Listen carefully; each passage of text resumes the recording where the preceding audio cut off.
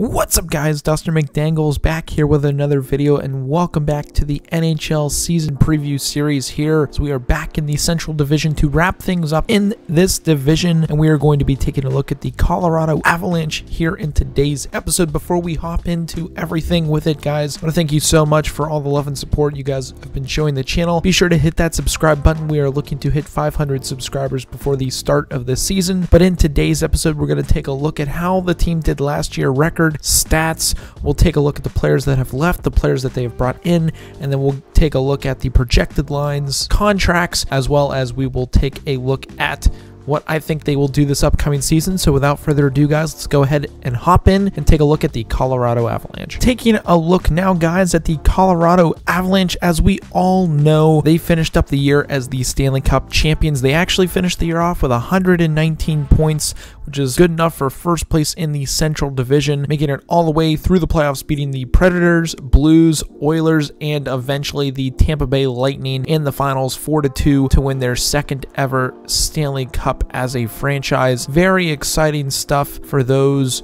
who are from Colorado. I know that the team itself are looking to bounce back and have another good year. Now, there are going to be a few ins and outs of players who have left and players that they've brought in. That might make a big difference. But last year, your top goal scorers, Rantanen had 92 points, McKinnon with 88 in only 65 games played, which is pretty insane. Kadri, who has left the squad, he had 87 points. Cale Makar had 86 points in 77 games played. Burakovsky, 61 in 80 games played. So it'll be interesting to see how they will do. They finished off with a record of 56, 19, and 7. Goals for the season, they were ranked 3rd in the NHL. Goals against, they were 7th. They had a power play of 24% and a penalty kill of only 79.7%. So they're going to look to build upon that, going for a back-to-back Stanley Cup, but it'll definitely be a little tough this year. But let's go ahead and take a look at the players that have left, the players that they've brought in. We'll take a look at them, projected lines, and contracts. The team is going to look a little different with the players that have left and the players that they have brought in. Starting off, losing starting goaltender Darcy Kemper. They've also gone ahead and lost Jack Johnson, Andre Burakovsky, Nicholas Aube-Kubel, Nico Stern, and I think one of the biggest factors this upcoming season, they have lost Nazem Kadri in free agency to the Calgary Flames, so that'll be an interesting loss there. The players that they have brought in, Lucas Sedlak. They've also brought in goaltender Alexander Georgiev from the New York Rangers, and then just recently they've been able to bring in surprise forward from last year, Evan Rodriguez. He had a solid start to the year but tailed off near the end of the season, but it'll be interesting to see those players slot into the lineup as we now go ahead and take a look at the projected lines. I mean, when it comes to the top line for the Avalanche, it is pretty solid. Nichushkin, McKinnon, Rantanen, as long as they stay healthy, that's going to be one of the top lines in the league this year, and you can really mix and match Nichushkin with Landeskog and go all your top dogs on the top line. Second line, you've got Landeskog, Lehkonen, and then they have it slotted as Newhook, who's going to be the new second line center. Last year it was Kadri, so I think that's going to be their potential biggest hole that they have this upcoming season, not having a second line center with not a lot of cap room to work with. I think right now they only have 1.1 cap space at this point in time, which isn't going to be enough to get a top second line center in the league.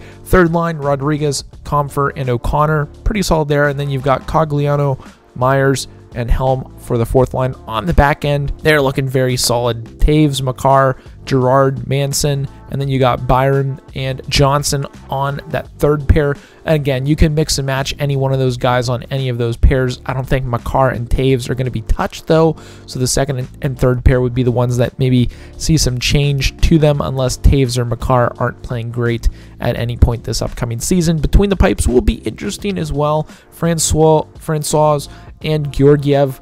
It'll be an interesting tandem. I don't think either one of them is a surefire #1 goaltender in the NHL, but this could be the season that they pop off and have a great year. Taking a look at the contracts now, it's a pretty big year cap-wise, and the Avalanche are going to have a lot to do when it comes to re-signing players, most notably Nathan McKinnon. He's making $6.3 right now. Is he going to pull a Sidney Crosby and take a low deal to open up more cap space, or is he going to take a larger deal, maybe a 7x7 or an 8x8. Who knows what he's going to do? You've got JT Comfort on a unrestricted year. Evan Rodriguez only signed a 1-year deal. Andrew Cogliano, Darren Helm. So a couple older guys there with Cogliano and Helm that I wouldn't say you're too worried about. But you also have Alex Newhook, who's going to be on his restricted year. And then Lukas Sidlak is on a unrestricted. He is 29 years old. Depth forward, not really somebody they're too worried about. But on the back end, you've got Eric Johnson. He is 34 years old at $6 million right now. Does he also take a discount this upcoming year to stay with the Avalanche and try to win some more cup? Who knows? Maybe he does a 5x5 or a 4x4 or 4-5x4. Who knows what he's going to do? As well as Bowen Byron. It'll be interesting to see what they do with him. Him only being 21 years of age, he has had some interesting seasons in the past, hasn't really played too much, but when he has played, he's been an absolute stellar defenseman for the Avalanche. I look for them to do maybe a bridge deal with him, like a 3x3 or a 4x4, to get him in around that Josh Manson pay range or even the Devon Tays.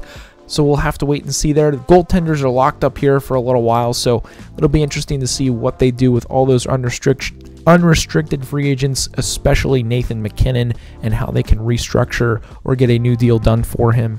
But looking forward to this upcoming season, I totally expect the Avalanche to be up at the top of the league, if not the top of the league, the standard, as they are the defending Stanley Cup champions. I expect them to have around that 55 to 58 win range as long as they can stay healthy, and I can say that about every team. As long as they stay healthy, they have a good chance to have a solid year. But I really do think the biggest question mark this year is who's going to step up and be that new second line center in the absence of Nazem Kadri. Him leaving the Calgary is a big hurt for the Avalanche, and it'll be interesting to see who steps up and fills that role and is able to get them back to where they were last year, other than that first line. Again, first line could definitely carry as long as they are healthy, but is Newhook going to be the answer? Is Comfort going to step up and play second line minutes? I don't think he can, so I think it might be on the shoulders of Newhook, or if they bring in somebody else or make a trade.